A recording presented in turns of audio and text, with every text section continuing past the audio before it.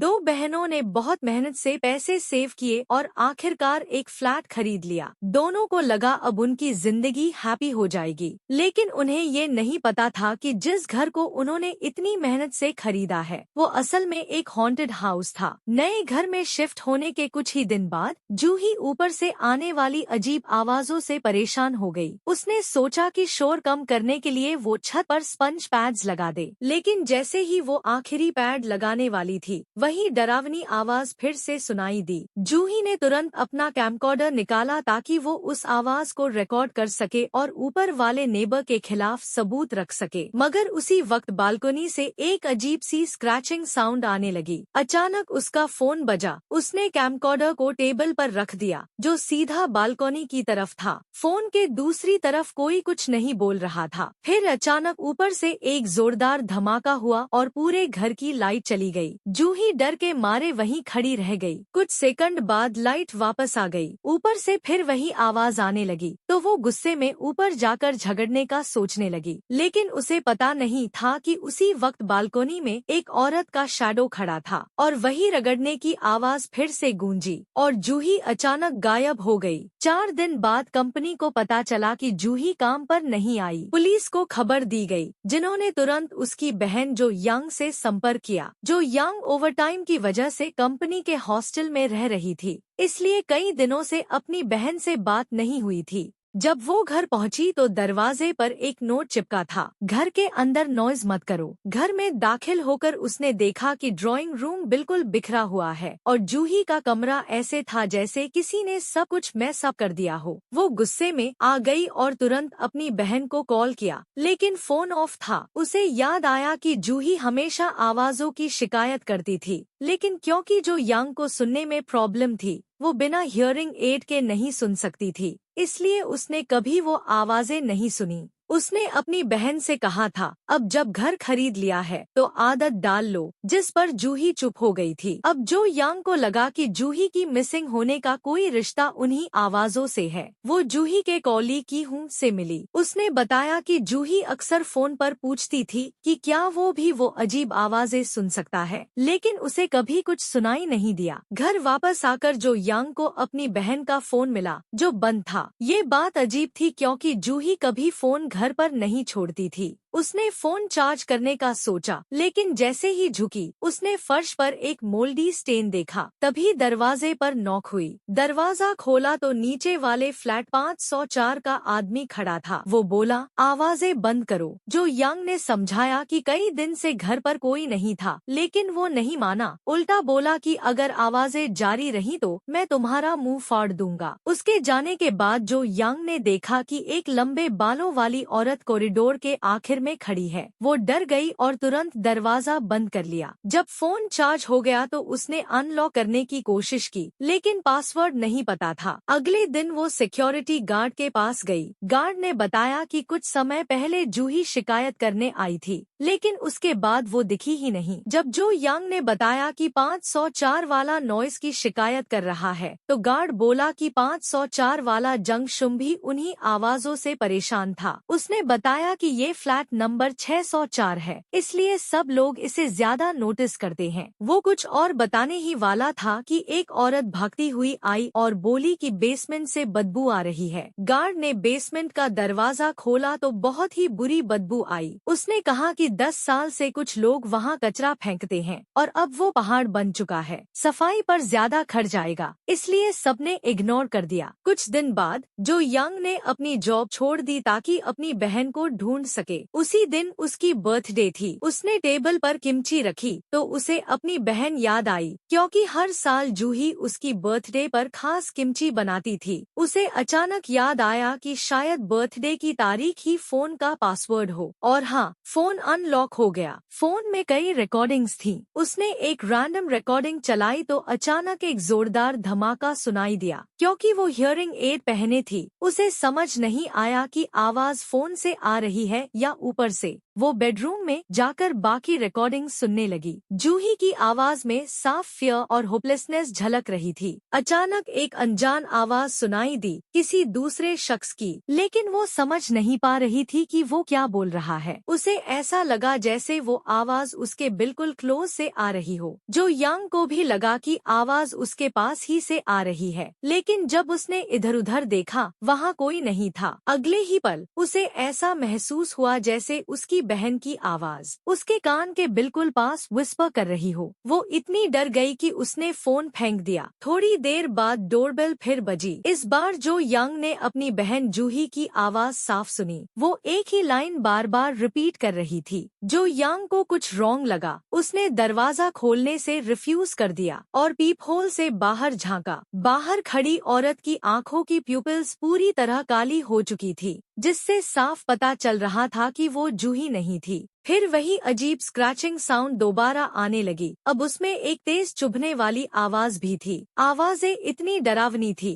कि जो यांग जमीन पर गिर पड़ी। अगले ही पल वो अचानक जाग गई, लेकिन उसे नहीं पता था कि ये सपना था या हकीकत। थोड़ी देर बाद की हूँ उससे मिलने आया। बातों में पता चला कि वो जूही का बॉयफ्रेंड था और दोनों पिछले 6 महीने से सीक्रेटली मिल रहे थे, लेकिन कई दिनों से जूही से बात नहीं हो रही थी, इसलिए वो मदद लेने आया था। दोनों लोकल डिस्ट्रिक्ट ऑफिस गए। वहाँ पता चला कि कुछ महीने पहले फ्लैट नंबर 604 में रहने वाली एक औरत ने गोश्त देखने की शिकायत की थी। कुछ दिन बाद उसके घर से बदबू आने लगी और बाद में पता चला कि उसने सुसाइड कर लिया। ये सुनकर जो यांग के शरीर में सिहरन दौड़ गई। उसे ये सोचकर डर लगा कि वो उसी घर में खाना खा रही है जहाँ कभी एक हैंगिंग बॉडी थी। बाद में की हूँ जो यांग के साथ घर लौटा। दरवाजे पर फिर से एक बड़ा नोट चिपका था, घर में नॉइज मत करो। जो यांग ने सोचा ये जरूर 504 वाले जंग शुम ने लगाया होगा। कीहू ने जूही के मिसिंग पोस्टर्स बनाना शुरू किया। तभी पुलिस का फोन आया। उन्होंने पूछा कि कोई नई जानकारी मिली। जो यांग ने जंग शुम की धमकियों का जिक्र किया और कहा कि जूही की गुमशुदगी का रिश्ता उसी से है, लेकिन पुलिस के पास एविडेंस न होने की वजह से वो कुछ नहीं कर सके। पुलिस ने बताया कि बिल्डिंग के पास एक सीसीटीवी कैमरा लगा है, लेकिन फुटेज देखकर पता चला जूही बिल्डिंग से बाहर गई ही नहीं। अब जो यांग को पूरा यकीन हो गया कि जूही का फोन और पर्स घर में है, तो वो जरूर जंग शुम के फ्लैट में छिपाई गई है। उसने पुलिस से घर की सर्च करने की विनती की, लेकिन पुलिस ने कहा कि बिना सबूत वो ऐसा नहीं कर सकते। थोड़ी देर बाद डोरबेल बजी और बाहर जंग शुम खड़ा था। कीहू ने दरवाजा खोला, जबकि जो यांग पीछे छिपकर देख रही थी। जैसे ही जंग शुम ने एक आदमी को देखा, उसका रवैया बदल गया, लेकिन फिर भी अंदर झांका। वो जान चुका था कि जो यांग घर पर है। उसने बस इतना कहा, प्लीज नॉइज मत करो, और चला गया। लेकिन जैसे ही वो 504 के दरवाजे पर पहुंचा, उसने जेब से नाइफ निकाली। लगता था कि आवाजों ने उसे पूरी तरह पागल कर दिया था। उधर जो यांग ने अपनी बहन के मिसिंग पोस्टर्स बिल्डिंग की दीवारों पर चिपकाने शुरू किए। तभी उसने देखा कि एक छोटा लड़का बेसमेंट विंडो से झांक रहा है। वो भी झुककर देखने लगी। जब लड़का चला गया तो उसने टॉर्च जलाकर अंदर रोशनी डाली। उसी वक्त 804 वाली जंग इन पीछे से आ गई। उसने जो यांग को चेतावनी दी कि पोस्टर्स मत लगाओ, क्योंकि इस साल रीडेवलपमेंट वोटिंग होने वाली है और रेसिडेंट कमेटी हेड किसी भी स्कैंडल या रूमर को बर्दाश्त नहीं करेगा। अगर बिल्डिंग की बदनामी फैली तो प्रोजेक्ट रुक जाएगा और मकानों की कीमतें गिर जाएंगी। घर लौटकर जो यांग अपनी बहन का पोस्टर देखती रही। तभी डोर लॉक खुलने की आवाज आई और सामने जूही खड़ी थी, जो कई दिनों से गायब थी। जो यांग खुशी से उसे गले लगाने दौड़ी, लेकिन जूही ने उसे धक्का दिया और सीधे अपने कमरे में चली गई। जो यांग हैरान रह गई। वो पीछे गई और पूछा, तुम कहाँ थी? लेकिन जैसे ही कमरे में दाखिल हुई, कमरा खाली था।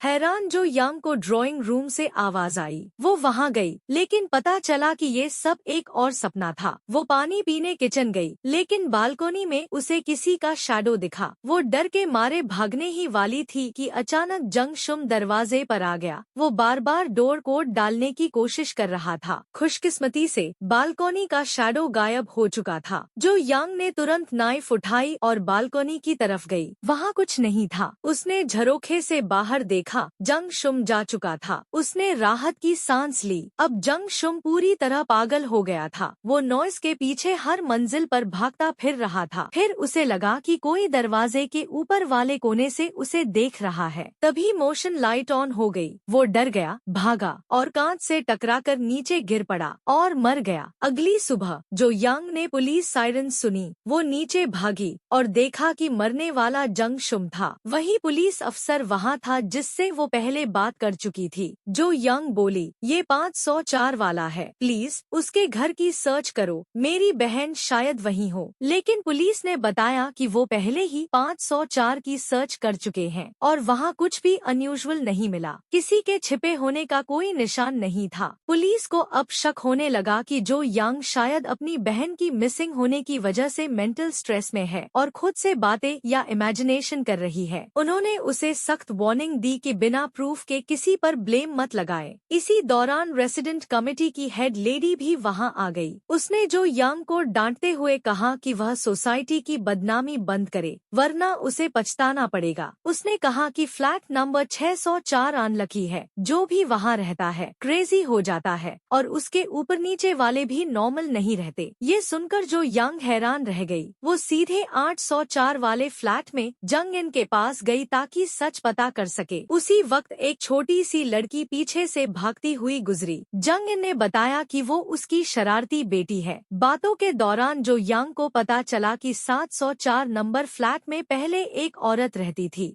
जो हमेशा नॉइस की शिकायत करती थी। गुस्से में उसने सीलिंग पर फ्राइंग पैन से मारना शुरू कर दिया ताकि ऊपर वाले को सबक सिखा सके। मगर इस शोर से 604 वाला आदमी गुस्से में आ गया। वो 704 में घुस गया और उस औरत पर हैमर से हमला कर दिया। जब उसे एहसास हुआ कि उसने क्या किया है, वो भाग गया। लेकिन औरत तुरंत नहीं मरी। आखिरी पलों में वो दीवारों पर नॉ करती रही और उसके मुंह से टीथ ग्राइंडिंग जैसी डरावनी आवाजें आती रहीं। पड़ोसी समझे कि ये सामान्य शोर है। किसी ने मदद नहीं की। जब लाश मिली, सब लोगों ने साइलेंस रखी ताकि रीडेवलपमेंट प्रोजेक्ट रुक न जाए। उस दिन के बाद 604 वाला आदमी डिसअपियर हो गया और कभी वापस नहीं आया। जो यांग ने जंग इन से पूछा कि क्या अब 704 में कोई रहता है, क्योंकि उसे वहाँ से रोज अजीब आवाजें आती हैं। जंग इन ने बताया कि वो फ्लैट तब से वेकेंट है जब से वो औरत मरी थी। ये सुनकर जो यांग सन्न रह गई। जब वो घर लौटी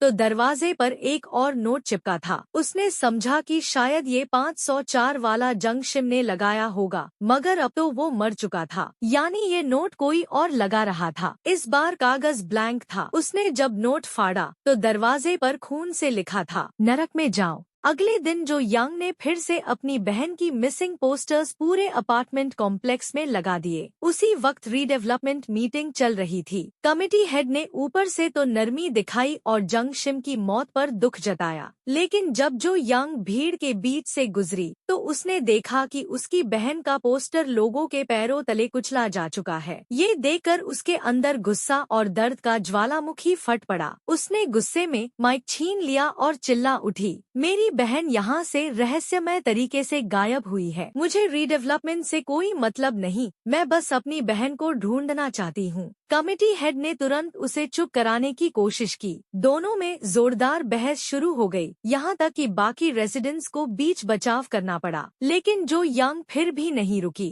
वो चिल्लाती रही कि उसकी बहन अभी भी इसी कॉम्प्लेक्स में कहीं है। उसी वक्त की हूँ वहाँ पहुँच गया। उसने जो यांग को भीड़ से अलग किया और बताया कि उसकी इन्वेस्टिगेशन के मुताबिक 604 अपार्टमेंट वाला आदमी कभी बिल्डिंग से बाहर गया ही नहीं, मतलब वो अब भी कहीं छुपा हुआ है। ये सुनकर जो यांग को तुरंत बेसमेंट का ख्याल आया, क्योंकि वहाँ से हमेशा एक अजीब बदबू आती थी, जिसकी वजह से किसी ने कभी वहाँ सर्च नहीं की थी। दोनों ने हिम्मत जुटाई और बेसमेंट में उतर गए। उन्होंने कचरे के ढेरों को अलग अलग छानना शुरू किया।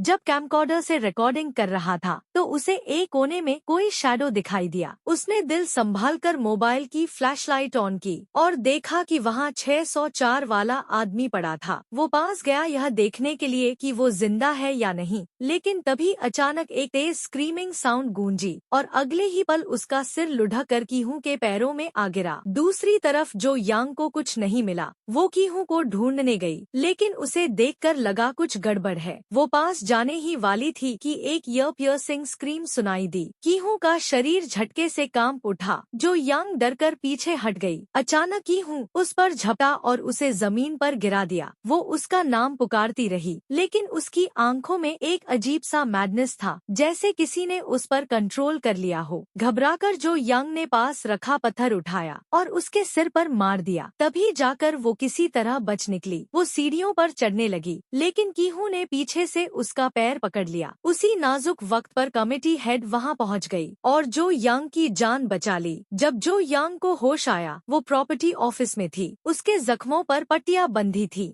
उसे बताया गया कि कमेटी हेड ने ही उसे बचाया था। उसने कहा कि वो बस बेसमेंट के पास से गुजर रही थी और जो यांग को देखकर पुलिस को बुला लिया। इस हादसे के बाद जो यांग का रवैया कुछ नरम पड़ गया। वो अब कमेटी हेड से बात करने लगी। एक दिन उसने कैजुअली कहा कि उसे पूरे कॉम्प्लेक्स में सिर्फ 2 बच्चे दिखे हैं, एक हेड का बेटा और दूसरा जंगिन 804 फ्लैट की बेटी। ये सुनकर कमेटी हेड का चेहरा एकदम बदल गया। हैरानी और डर साफ झलक रहा था। जो यांग स्टन रह गई, क्योंकि उसे पूरा यकीन था कि उसने जंगिन के घर में एक छोटी लड़की को देखा था। तभी जो यांग के फोन पर एक मैसेज नोटिफिकेशन आई। आगे की कहानी में यहीं से सस्पेंस और बढ़ता है। क्या वो बच्ची सच में जिंदा थी या फिर वो भी उसी नॉइज का हिस्सा थी? उसी वक्त जो यांग को पुलिस का फोन आया। जब वो बेसमेंट के दरवाजे पर पहुंची तो ये देखकर डर से जम गई कि कीहू मर चुका था। उसने पुलिस को बताया कि उसने एक बार बेसमेंट में एक आयरन डोर देखा था और उसे शक था कि उसकी बहन उसी के पीछे ट्रैप्ड है। लेकिन पुलिस ने कहा कि वो जगह पहले ही सर्च की जा चुकी है और वहाँ कोई दरवाजा नहीं मिला। पुलिस को लगा कि जो यांग अपनी बहन की मिसिंग केस के शौक में मानसिक तौर पर डिस्टर्ब्ड हो चुकी है। उन्होंने उसे सख्ती से चेतावनी दी कि वो दोबारा बेसमेंट में न जाए, लेकिन जो यांग ने हार नहीं मानी और अकेली ही वहाँ वापस चली गई। अंदर जाते ही उसे अपनी बहन का कैमकॉर्डर मिला। वीडियो में जूही को अपार्टमेंट 804 में जाते देखा गया,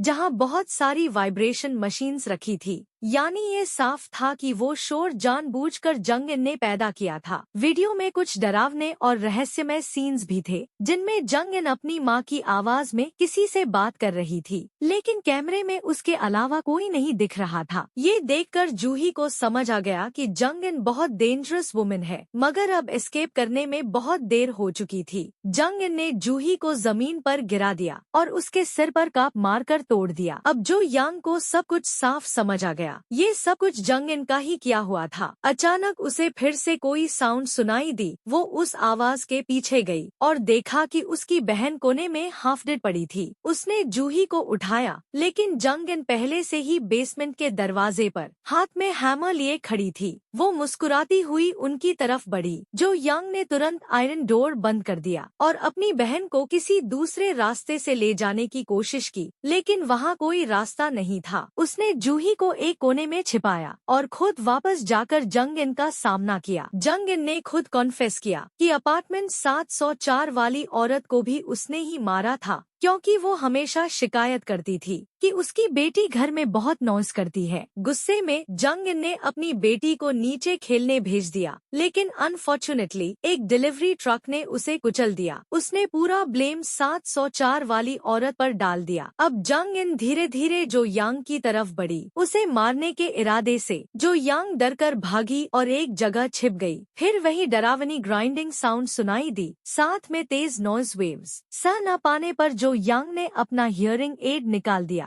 और दुनिया अचानक साइलेंट हो गई। लेकिन अगले ही पल जंगिन उसके सामने आ गई। उसने पीछे से जो यांग के सिर पर हैमर मारा। वो जमीन पर गिर गई। जंगिन उसके ऊपर बैठ गई और आखिरी वार करने के लिए हैमर उठाया, मगर उसी पल वही भयानक ग्राइंडिंग आवाज फिर गूंजी। जो यांग ने मौका पाकर खुद को छुड़ाया और भाग गई। जंगिन उसके पीछे भागी, बेगिंग फॉर मर्सी, लेकिन तभी जो यांग ने 704 वाली औरत की गोस्टली फिगर देखी। उसकी आंखों में झांकने की हिम्मत नहीं रही। आखिर में जो यांग ने दरवाजा बंद कर दिया और जंगिन को अंदर लॉक कर दिया। आखिर में दोनों के बीच फाइट हुई। जो यांग ने किसी तरह जंग इन को आयरन डोर के पीछे बंद कर दिया। वो दीवारें पीटती रही, लेकिन किसी ने ध्यान नहीं दिया। सबने फिर वही कहा, बस थोड़ा नॉइज है। अंत में जो यांग अपनी बहन को लेकर बेसमेंट से बाहर आई। कुछ दिन बाद 704 वाले फ्लैट में नया पड़ोसी आया। वो गिफ्ट लेकर बोला, हाय, क्या आप अकेली रहती हैं? जो यांग ने मुस्कुराकर कहा, नहीं, अपनी बहन के साथ। पड़ोसी ने कहा, डोंट वरी, मैं ऊपर से शोर नहीं करूंगा। यही थी 2025 कोरियन हॉरर फिल्म नॉइज की कहानी।